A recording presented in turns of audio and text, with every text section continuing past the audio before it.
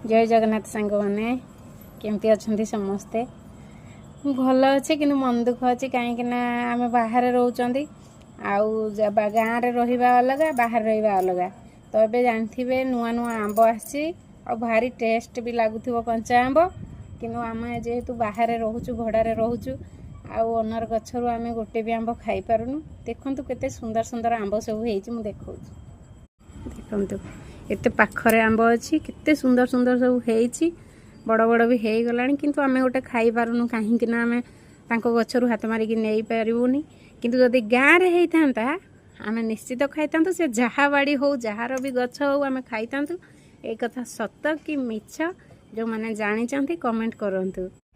कंचा आंब साथी रे लंका लुण गुंड करिके ओ की दुख ओ की दुख।